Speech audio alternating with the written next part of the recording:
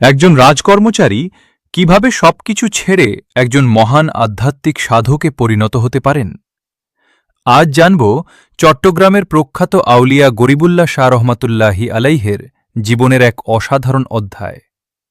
সাথে আছি আমি এস এম ফারুক। মিয়া রুহুল্লাহ ছিলেন মুঘল যুবরাজ দারাশিকোহর একজন বিশ্বস্ত কর্মচারী, কিন্তু ইতিহাসের নির্মম পরিণতিতে যুবরাজ দারাশিকোহ ভাই আওরঙ্গজেবের কাছে পরাজিত ও বন্দী হন।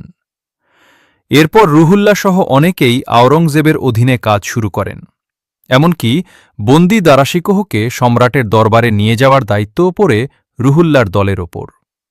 এই ঘটনাই তার জীবনের মোড় ঘুরিয়ে দেয়।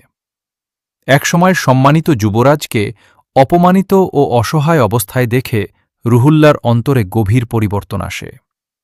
তিনি উপলব্ধি করেন, ক্ষমতা, রাজত্ব আর জাগতিক গৌরব সবই ক্ষণস্থায়ী। একমাত্র মহান আল্লাহ সর্বশক্তিমান এবং সম্মানের অধিকারী। এরপর তিনি সৈন্যজীবন ত্যাগ করে আধ্যাত্মিক পথের সন্ধানে বেরিয়ে পড়েন। দীর্ঘ ভ্রমণের পর পাটনায় পৌঁছে শেখ রুকনুদ্দিনের সান্নিধ্যে আত্মশুদ্ধির সাধনায় নিজেকে নিয়োজিত করেন। পরবর্তীতে তিনি চট্টগ্রামে এসে তৎকালীন গভীর অরণ্যে ঘেরা দামপাড়া এলাকায় আস্তানা গড়ে তোলেন। অত্যন্ত সাদাসিধে ও দরিদ্র জীবনযাপন করতেন তিনি।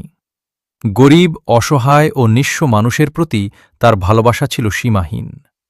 এই ভালোবাসার কারণেই মানুষ তাকে গরিবুল্লাহ শাহ নামে ডাকতে শুরু করে। সময়ের সঙ্গে তিনি চট্টগ্রামের একজন সম্মানিত আউলিয়া হিসেবে পরিচিতি লাভ করেন। তার জীবন আমাদের শেখায়, জাগতিক ক্ষমতার চেয়ে মানবসেবা ও আত্মিক শান্তিই মানুষের প্রকৃত সম্পদ।